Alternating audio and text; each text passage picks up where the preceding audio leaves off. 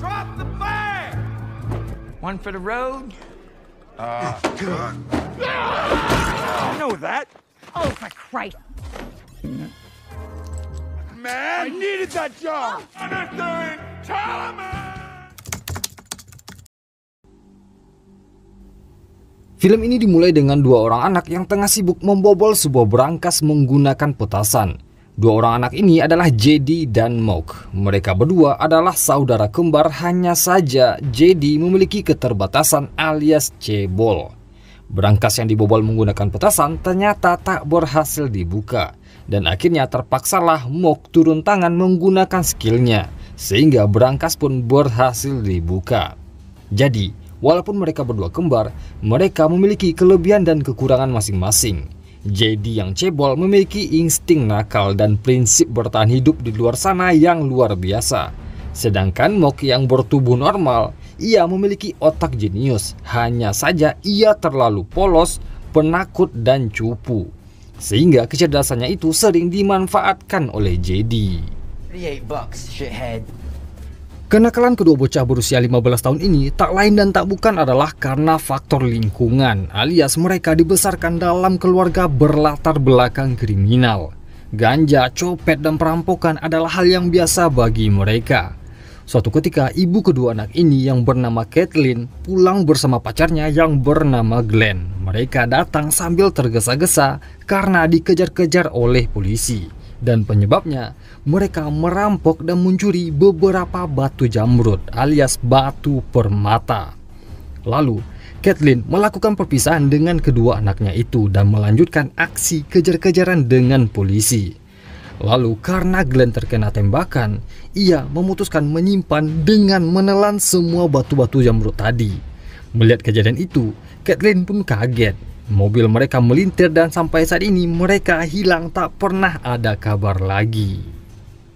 Setelah kepergian sang ibu, JD dan Mock melanjutkan hidup sebagai remaja nakal. Masuk keluar penjara remaja udah sering mereka jalani, hanya saja yang dicuri masih berskala ecek-ecek. Bobol berangkas hotel, maling celana dalam, maling sempak, maling babi pemenang kontes, pokoknya hal-hal remeh-temeh. Sedangkan Kathleen sampai sekarang ia masih menghilang tanpa kabar alias buronan. Hey, look at me. You asked me.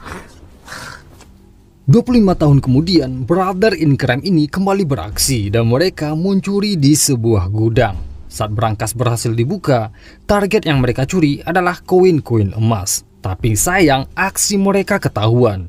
Saat mereka berjalan keluar, para petugas langsung mengepung mereka. Hanya saja, Mock berhasil sembunyi dan tak tertangkap. Sedangkan JD, ia pun terpaksa harus menjalani hukuman seorang diri. Setelah 5 tahun berlalu, JD akhirnya mendapatkan pembebasan bersyarat. Dan selama ia ditahan, Mock tak pernah berkunjung sama sekali. Kebebasan JD ini bisa dipercepat karena ia melakukan perjanjian dengan seorang sipir penjara yang bernama Farful. Dan Farful ini adalah anak seorang hakim. Farful dan JD membuat sebuah perjanjian. Setelah JD keluar, ia harus mencari batu jamrud yang hilang yang dicuri oleh ibunya. Dan tugas tersebut diperintahkan langsung oleh si hakim korup alias ayahnya Farful. Lalu saat akan pergi, JD diberikan sebuah handphone untuk mereka berdua berkomunikasi. Dan handphone tersebut telah dipasang alat pelacak. Di sisi lain, Mock telah membangun sebuah keluarga kecil bahagia dan ia menikahi seorang wanita yang bernama Abby. Sekarang mereka tengah menanti kelahiran anak pertama mereka.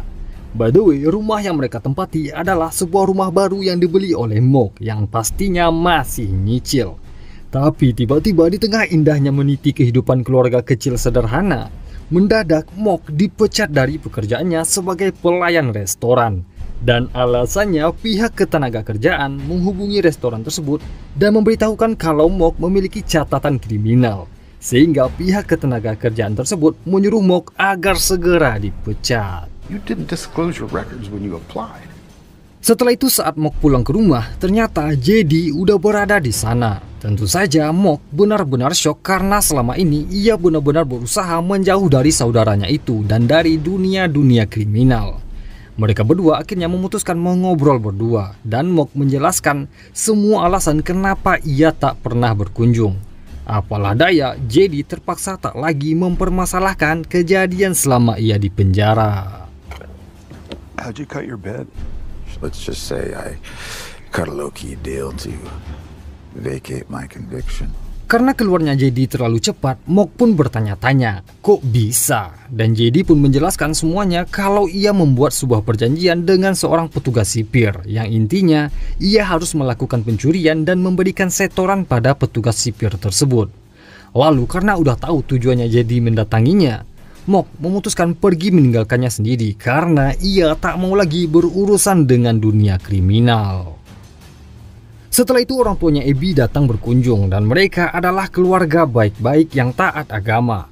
Kedatangan orang tuanya ini karena 2 hari lagi adalah perayaan Thanksgiving dan sekaligus memamerkan kalau hidupnya Abby benar-benar bahagia bersama Mock. Salah seorang dari mereka terdapat seorang pria muda yang bernama Avery dan ia adalah adik angkatnya Abby. Awalnya kehadiran Avery ini sedikit menjengkelkan. Tapi tiba-tiba ia mengajak JD mabuk-mabukan dan mengisap ganja. Dan mereka pun ketawa-ketawa hihihihi sehingga aksi mereka berdua ketahuan. Mock yang benar-benar udah bertobat akhirnya marah sehingga terjadilah perkelahian antara Mock dan JD. Setelah perkelahian itu, Mock langsung ditatar oleh istrinya. Untung saja Abby ini wanita baik-baik sehingga ia tak peduli dengan masa lalunya JD yang baru keluar dari penjara. Dan ia pun menyuruh Mock untuk berdamai dengan saudaranya itu. Setelah itu JD pulang ke kosannya. Saat ia baru sampai, ia melihat handphone yang diberikan oleh Farful dan terdapat panggilan-panggilan tak terjawab dari Farful. Bahkan terdapat sebuah pesan dari ibunya alias Kathleen. Ya ternyata mereka masih berkomunikasi. Tapi tiba-tiba Look, where's the phone? ya, Farful datang karena JD tak pernah menjawab teleponnya. Lalu setelah puas merepet-repet pada JD, Farful langsung menanyakan soal keberadaan batu jamrud dan tentu saja JD masih belum bisa memberikan jawaban. Lalu karena takut JD ini kabur, Farful mengeluarkan sebuah senjata dan menempelkan tangannya JD ke senjata tersebut. Jadi jika seandainya JD berulah, senjata dan sidik jari itu yang akan membawa JD kembali ke penjara. Dan sebelum pergi terlebih dahulu, Farful menancapkan stempel ke wajahnya JD. Good doggy. Hello? Yeah, please send an ambulance at Regal. Di keesokan harinya, JD dibangunkan oleh Mock yang mendapati keadaannya babak belur. Dan tentu saja JD menceritakan semuanya kalau Farful datang dan memukulinya. Lalu karena takut adiknya makin parah, Mock akhirnya setuju untuk bekerja sama dan bergabung. Sehingga JD pun memberitahukan kalau mereka harus pergi ke sebuah daerah yang bernama Chaplin. Dan setidaknya paling lama mereka butuh 2 hari untuk bolak-balik. Permasalahannya, Mock yang takut istri, ia tak mungkin melewatkan perayaan Thanksgiving bersama istri dan mertuanya. Tapi setelah minta izin dan diberikan peringatan oleh Abby agar ia harus ada di rumah saat malam perayaan, mereka berdua pun akhirnya berangkat ke kota Chaplin. Setelah itu di keesokan harinya, Farful kembali mendatangi kosannya JD dan ia mendapati kosannya telah kosong, bahkan handphonenya pun ditinggalkan. Tanpa basa-basi, Farful langsung melapor pada ayahnya. Ternyata walaupun ia sangar di penjara, di rumah Farful hanya menjadi seorang anak tolol di hadapan ayahnya si Hakim Koru. Back, Jimmy. Damn, Jimmy. Setelah itu Mock dan JD mampir ke rumah seorang wanita yang bernama Bethesda dan ia adalah TTM-nya JD alias teman tapi mesra. Setelah ngobrol beberapa saat, mereka berdua langsung pergi ke kamar sedangkan Mock ditinggal sendirian di ruang tamu. Saat ditinggal sendirian, Mock pergi berkeliling-keliling dan ia melihat foto-fotonya Bethesda tengah berselfie-selfie ria dengan hewan-hewan langka. Di sisi lain, sebelum bersenang-senang dan bercinta, Bethesda terlebih dahulu memutar musik agar lebih romantis dan ia memutar musik underground. Sehingga kedua orang tersebut langsung moshing sebelum memulai bercinta.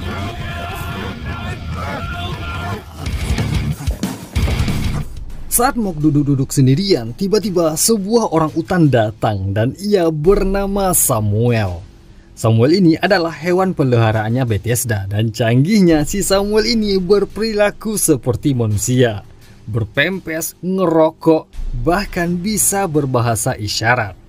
Lalu sambil ketakutan, Mok mencoba meladeninya walaupun ia tak mengerti. Di sisi lain, setelah puas mosing dan saatnya bercinta, Bethesda pergi ke toilet, tapi tiba-tiba JD pun beraksi.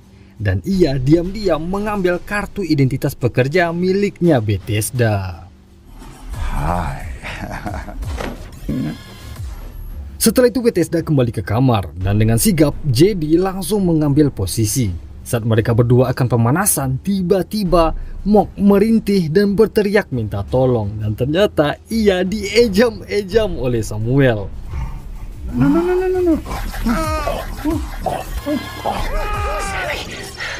Mok disuruh mengocok titiknya Samuel.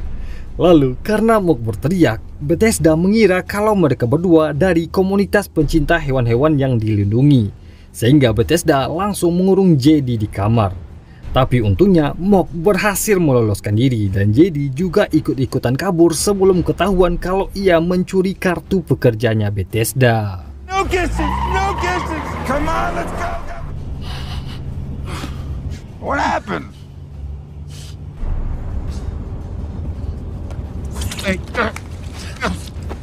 Setelah itu mereka berdua menginap di motel dan Mok masih terguncang atas apa yang ia alami.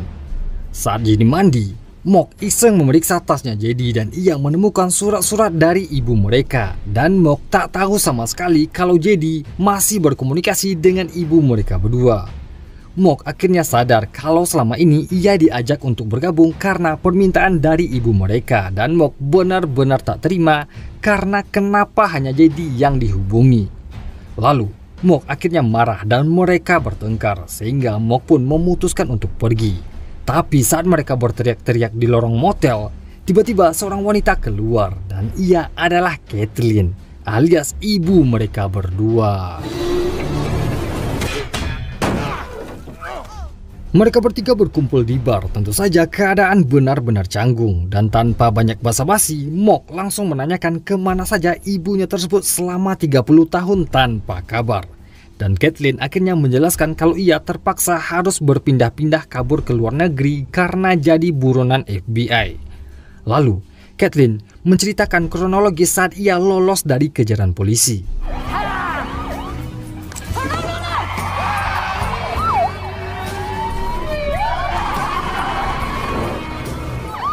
Saat itu, karena terkena tembakan dan menelan batu-batu jamrud, Glenn akhirnya mati sehingga Kathleen memutuskan membawa mayatnya tersebut ke sebuah lahan kosong yang akan dijadikan sebagai lapangan golf.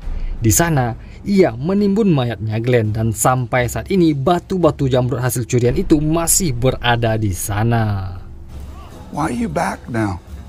I'm dying.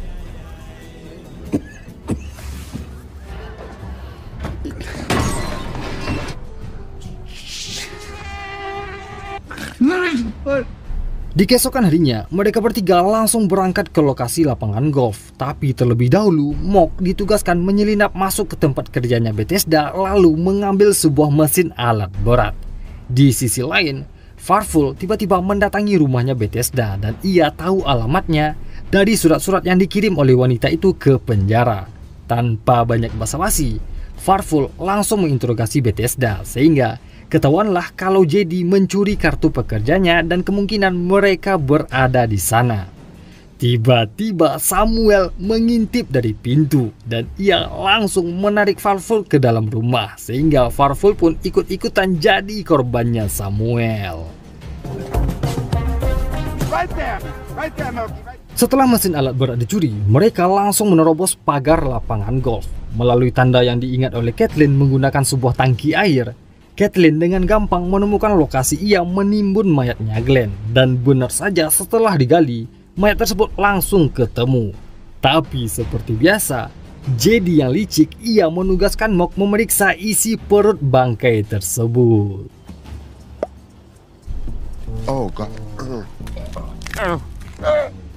Saat Mok masih sibuk mengobok-obok bangkainya Glenn, ternyata aksi mereka ketahuan oleh pihak keamanan golf. sehingga para petugas tersebut langsung bergerak ke arah mereka.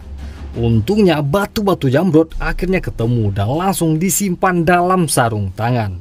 Tapi setelah itu mereka diburu-buru oleh para petugas keamanan golf.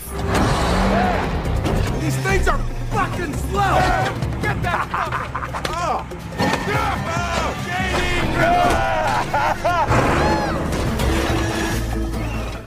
Mereka bertiga akhirnya berhasil lolos, dan saat mereka happy-happy sembari berniat mengubur bangkainya Glenn, terbukalah cerita dari mulutnya JD soal pekerjaan Mock yang dipecat dari restoran. Sedangkan sebelumnya Mock tak pernah bercerita sama sekali kalau ia dipecat. Sehingga ketahuanlah kalau pihak badan ketenaga kerjaan yang menelpon restoran yang menyuruh Mock dipecat adalah ulahnya JD. Dan tujuannya agar Mock mau bekerja sama dengannya. Oh, come on, man. I needed you. You know that. Oh, for Christ's sake. Fuck, man. I needed that job. Mock dan JD akhirnya bertengkar dan Mock memutuskan mojok sendirian alias ngambek. Tapi dengan sigap, Kathleen langsung menjinakkan anaknya tersebut. Di sisi lain, saja di tengah asik sendirian, tiba-tiba Farfel datang. Ya, jiwa anjing pelacak petugas sipir ini benar-benar mengagumkan. JD langsung mencoba bersembunyi, tapi sayang ia pun langsung ketahuan dan ditangkap. Untungnya batu-batu Jamrud tadi disimpan dalam sarung tangan bekas pengobok-obok perutnya Glenn. Sehingga karena bau bangkai, saat Farfel menggeledah tubuhnya JD, ia pun langsung membuang sarung tangan tersebut. What did you do with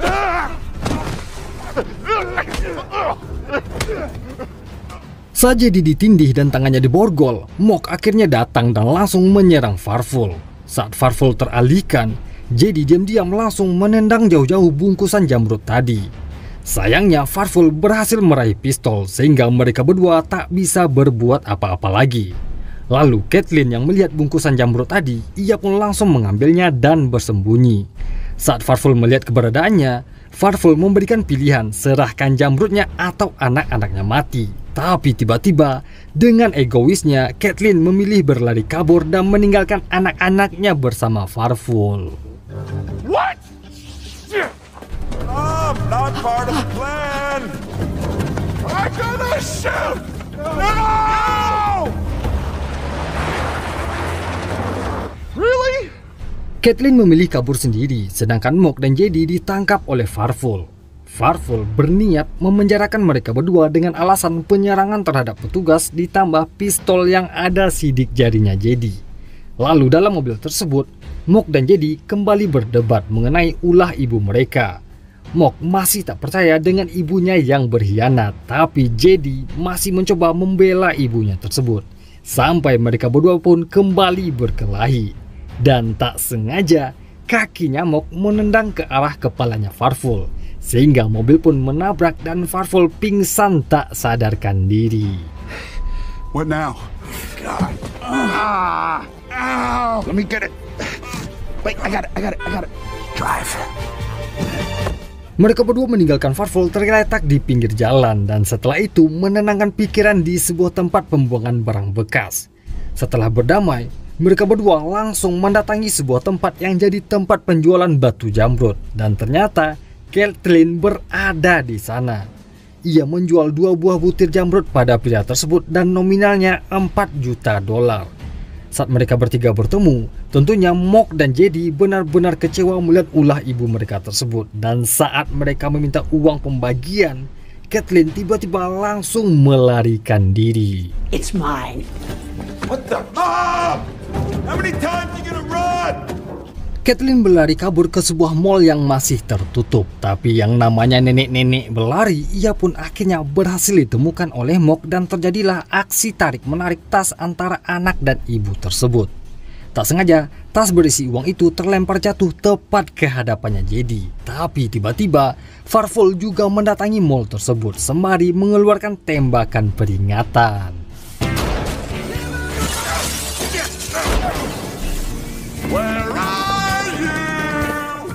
JD langsung menyelamatkan diri dan terjadilah aksi tembakan-tembakan brutal yang dilakukan oleh Farfel yang idiot. Dan tembakan-tembakan yang ia lepaskan terdengar oleh satpam sehingga mereka pun langsung melapor pada polisi. Lalu Mock langsung mendekat pada JD dan mereka berdua mulai mengatur strategi. JD menemukan sebuah botol semprotan dan ia memasukkan botol tersebut dalam tas berisi uang tadi. Setelah semuanya disiapkan, mereka berdua pun langsung keluar tapi masih jaga jarak dari Farful. This just got fucked up. It's okay. I'm a peace officer. Okay. Over here slowly. Saat melakukan proses negosiasi dengan Farful, Mock dan JD kembali berdebat dan Mock menuduh JD berpura-pura dan bekerja sama dengan Farful, sehingga ia pun tak segampang itu untuk memberikan uang tersebut pada mereka berdua. Lalu Farful yang tolol, ia pun ikut-ikutan berdebat dengan mereka dan bersikeras kalau ia bekerja sendiri tak bekerja sama dengan JD. Sehingga perdebatan tiga orang tolol ini makin cetar membahana. Aren't you? I don't work with partners. 1 second, Farful. Totally did. No, I can't believe I trusted you. You're the one who abandoned me in that warehouse. You don't fuck with family. My dad thinks that I am a legend in the making. And you guys should fucking hang out together. No, Fuck JD. you, No, Farful. fuck you. Fuck you. Fuck you. You got everything. Karena suasana makin tak kondusif, Farful akhirnya mengeluarkan tembakan peringatan sehingga Mock dan JD akhirnya terpaksa mundur dan menyerahkan tas mereka. Lalu saat Farful memeriksa isi tas tersebut, seketika botol semprotan tadi langsung menyemprotkan cairan ke matanya. Dan tak sengaja, Farful kembali melepaskan tembakan.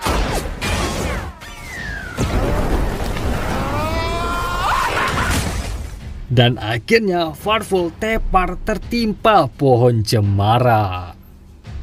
Setelah itu karena gedung tersebut telah dikepung polisi, Caitlin akhirnya mengalah dengan anak-anaknya dan ia menyuruh mereka berdua untuk kabur membawa uang-uang tadi. Sedangkan ia sendiri menyerahkan diri pada polisi sambil memegang senjatanya Farful. Lalu setelah Caitlin ditangkap dan mereka berdua berhasil lolos, Mock memutuskan menemui ayahnya si Farful, ya si hakim korup. Dan ia menyerahkan semua uang bagiannya untuk menebus pistol yang ada sidik jarinya JD. Sehingga JD bisa bebas untuk selama-lamanya. Setelah semuanya selesai, ia kembali pulang dan tentunya Abby langsung merepet-repet pada suaminya tersebut. Dan akhirnya JD juga ikut menyusul sehingga pesta Thanksgiving pun berjalan dengan hikmat, haru, dan bahagia. Setahun kemudian mereka semua berkunjung ke penjara dan tentu saja anaknya Mock telah lahir. Saat Caitlin menggendong cucunya, diam-diam ia menyelipkan sesuatu pada JD dan ternyata itu adalah sisa batu jamrud yang belum dijual. Ternyata saat akan ditangkap, Caitlin terlebih dahulu menelan sisa-sisa batu jamrud tersebut dan tugasnya JD dan Mock lah yang akan menjual batu-batu itu.